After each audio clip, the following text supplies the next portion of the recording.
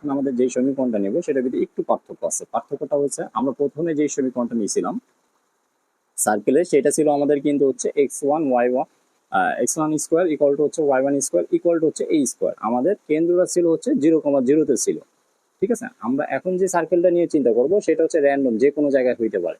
এটা কিন্তু আমি নির্দিষ্ট করে দিয়েছিলাম যে এর কেন্দ্রটা হচ্ছে 0,0-তে। এখন আমরা যে সমীকরণটা সার্কেলটা র্যান্ডম যে কোনো জায়গায় হইতে পারে, সেক্ষেত্রে আমাদের র্যান্ডম বা জেনারেল ইকুয়েশনটা ছিল কি আমাদের circle x square y square 2gx plus 2fy plus হচ্ছে c ইকুয়াল টু হচ্ছে 0।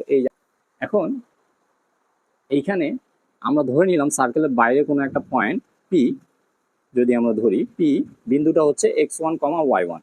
এই পি বিন্দু থেকে এই সার্কেলের উপরে যদি আমি স্পর্শক টানি, পি বিন্দু থেকে আমি সার্কেলের উপর স্পর্শক টানতে পারবো দুইটা। ঠিক আছে, এই যে পি বিন্দু, তো এই পি, এই যে সার্কেলটা রাখলাম, এই সার্কেলের কেন্দ্রটা যদি আমি আঁকি, কেন্দ্রের স্থানাঙ্কটা কি হবে -g-f, আমরা এই সমীকরণ থেকে জানি সেটা। ঠিক আছে, এই কেন্দ্র থেকে যদি আমি এই রেখার উপর লম্ব টানি, যে এটাকে উপর স্পর্শকের উপর যদি আমি দাগ টানি, এটা কিন্তু অটোমেটিক লম্ব হবে, এটা আমরা জানি। কিভাবে লম্ব হয়, কারণ কোনো স্পর্শকের উপর যদি হচ্ছে আমি কেন্দ্র থেকে যে রেখাটাই আঁকবো না কেন, ওই রেখাটা অবশ্যই কি হবে, অবশ্যই 90 ডিগ্রিতে হবে, লম্ব হবে। এরকম আমাদের একটা উপপাদ্য ছিল, আমরা এই জিনিসটা শিখছি। ঠিক আছে, প্রিভিয়াস ক্লাস 9-10 আমরা এই জিনিসটা শিখে আসছি। এইখানে হচ্ছে যে এটা 90 ডিগ্রি, এইখানে হবে এটা 90 ডিগ্রি। ঠিক আছে, আমি যদি এইখান থেকে মাঝখান থেকে একটা রেখা কানেক্টিং করে দিই, তাহলে এইটা যেহেতু 90 ডিগ্রি, তার মানে এই রেখা আর এই রেখা পরস্পর কি হয়, লম্ব হয়, আমরা জানি। যেহেতু পরস্পর লম্ব, সেক্ষেত্রে আমরা বলতে পারতেছি এই কোণের সাপেক্ষে অবশ্যই এটা অতিভুজ হবে। ঠিক আছে, একটা কোণ হচ্ছে অবশ্যই যেহেতু 90 ডিগ্রি, বাকি কোণগুলো হচ্ছে সূক্ষ্মকোণ, তার মানে এটা হচ্ছে একটা সমকোণী ত্রিভুজ। সমকোণী ত্রিভুজ অনুসারে আমি যদি এই পয়েন্টটাকে সি ধরে নিলাম সেন্টার, ঠিক আছে, এটা পি সি, আর এই পয়েন্টটাকে আমি টি ধরলাম, এটাকে আমি টি প্রাইম ধরলাম। তা আমাদের দরকার কি, আমাদের দরকার হচ্ছে আগের সেম কন্ডিশনে আমাদের সার্কেলটা জাস্ট কি ছিল, আমাদের সার্কেলটা হচ্ছে যে আমাদের কেন্দ্রটা 0,0 ছিল, আর এখন হচ্ছে যে আমাদের জেনারেল ইকুয়েশন নিয়ে করতেছি, এটি পার্থক্য।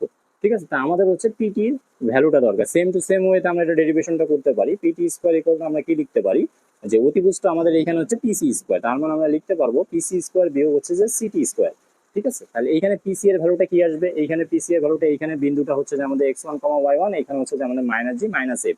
তাহলে আমরা দুই বিন্দুর মধ্যবর্তী দূরত্ব কিভাবে বের করতে হয় সেটা আমরা জানি। তাহলে লিখে ফেলি, এখানে x1g হোল স্কোয়ার প্লাস হচ্ছে যে আমাদের কি y1 plus f whole square minus CT square. CT মানে হচ্ছে যে আমাদের ব্যাসার্ধ। এটার ক্ষেত্রে আমাদের ব্যাসার্ধ কি ছিল, আমরা ব্যাসার্ধ কিন্তু জানতাম।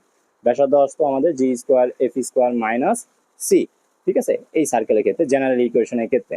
ঠিক আছে, তাহলে আমরা এটা হচ্ছে আমাদের ব্যাসার্ধ। তো এইখানে আমাদের ব্যাসার্ধটা এই যে সিটি স্কোয়ার হিসেবে বসে, তাহলে আমাদের রুট থাকবে না, তাহলে আমরা এখানে লিখতে পারি যে G square F square minus C.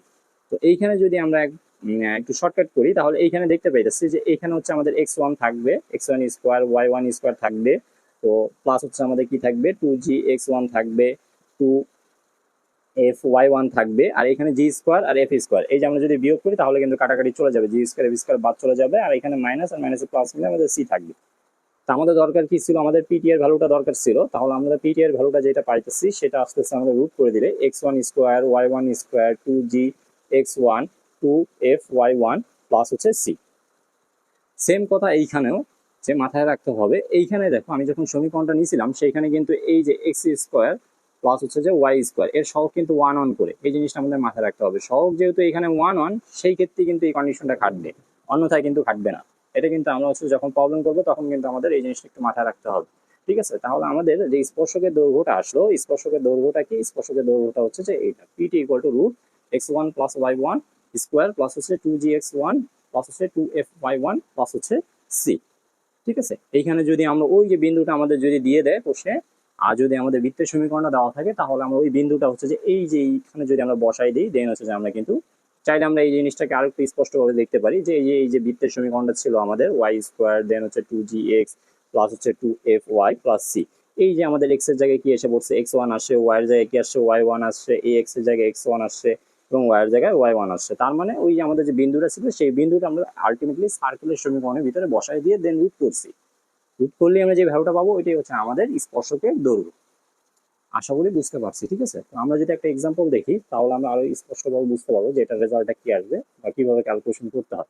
ঠিক আছে, তো আমাদের একটা বৃত্তের সমীকরণ দেওয়া আছে, ধরে নিই x square y square minus হচ্ছে যে আমাদের 2x প্লাস হচ্ছে যে আমাদের -2x প্লাস 4y প্লাস হচ্ছে যে আমাদের এখানে 1 ইকুয়াল টু 0। এই যে একটা বৃত্তের সমীকরণ দেওয়া আছে, দেন আমাদের বিন্দুটা বলে দিচ্ছে যে বিন্দুটা হচ্ছে আমাদের 4,4। এই যে এরকম একটা বিন্দু বলে দিয়েছে। এখন আমাদের বলছে স্পর্শকের দৈর্ঘ্যটা নির্ণয় করতে বলছে, তাহলে আমরা সেম কাজটাই করব। এই যে সার্কেলটার সমীকরণ আমি এখানে বসাবো 4y+1। দেন আমি কি করব, এই যে আমি পিটিটা নির্ণয় করতেছি অ্যাকচুয়ালি, দেন আমি কি করব, ওই যে বিন্দুটা সেটা বসাই দিব এখানে। 4 স্কোয়ার মাইনাস হচ্ছে 2 × 4 প্লাস 4 × 4 প্লাস হচ্ছে 1। এইটা ক্যালকুলেশন করলে আমাদের যেটা আসবে ওইটাই হচ্ছে আমাদের কাঙ্ক্ষিত অ্যান্সার। আশা করি বুঝতে পারছি। ঠিক আছে, কিন্তু এইখানে একটু পার্থক্য আছে। পার্থক্যটা কোথায়? যদি এই জিনিসটা এরকম হয় যে হচ্ছে আমাদের এইখানে সমীকরণটার ক্ষেত্রে দেখা গেল যে ওই যে প্রিভিয়াস লেকচারে আমি যে জিনিসটা বলছি সেই জিনিসটা আমাদের একটু মাথায় রাখতে হবে। যদি এরকম হয় যে দেখা গেল এইখানে আমাদের সহগটা এখন আপাতত হচ্ছে 1 নাই, 2 করে দাও, সেক্ষেত্রে আমাদের কাজটা হচ্ছে যে কি, আমি যখনই স্পর্শকের দৈর্ঘ্য নির্ণয় করতে যাব অবশ্যই আমি আগে কি করে নিতে হবে, এই যে যত করে সহগ দেওয়া থাকবে তাদেরকে আগে 1 বানিয়ে নিতে হবে। তাহলে 2 দ্বারা ভাগ দিয়ে দেন আমি ক্যালকুলেশনটা করবো, আর শর্টকাটটা মাথায় রাখবো। 2 দ্বারা ভাগ দিলে এইখানে হচ্ছে যে আমাদের 2y প্লাস হচ্ছে হাফ ইকুয়াল হচ্ছে 0। এই যে সমীকরণটা আসলো, এখন হচ্ছে যে আমি এই বিন্দুটা বসাবো। এই সমীকরণটাকে লিখে নিয়ে x² y² x প্লাস হচ্ছে 2y প্লাস হচ্ছে হাফ, দেন হচ্ছে যে আমি এইখানে বিন্দুটা এখন বসাবো। 4² মাইনাস হচ্ছে 4 প্লাস হচ্ছে যে আমাদের 2 × হচ্ছে 4 প্লাস হচ্ছে হাফ ইকুয়াল টু, এবার ক্যালকুলেশন করলে যেটা আসবে ওইটাই হচ্ছে আমাদের কাঙ্ক্ষিত অ্যান্সার। আশা করি বুঝতে পারছি। এইভাবে হচ্ছে যে আমাদের ক্যালকুলেশনটা করতে হবে। অবশ্যই আমাদের এই জিনিসটা মাথায় রাখতে হবে, সহগ যদি আমাদের 1 না হয় তাহলে কিন্তু আমি করতে পারবো না। 1 হইলে তখন আমি হচ্ছে যে সেম টু সেম ভাবে আমি ক্যালকুলেশনটা করতে পারবো।